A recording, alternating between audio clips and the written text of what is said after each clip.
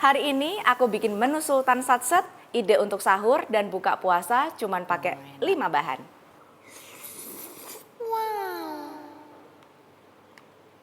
Dan tentunya menu ini gampang kalian recook sebagai menu sahur atau buka puasa nanti.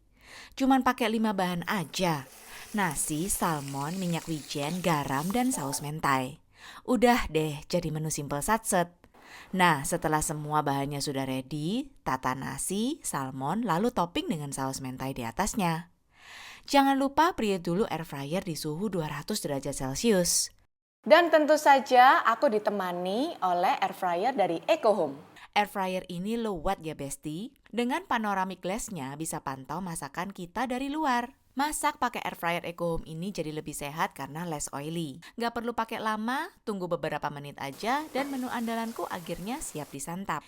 Ini dia final look-nya. Ini ya, mentainya super creamy dan ikan salmonnya yang super lembut dipadu dengan nasi anget yang ada bau-bau minyak wijennya. Ini sih perfect banget.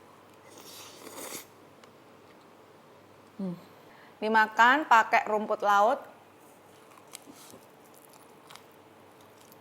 Kayak berasa makan apa tau gak? Sushi.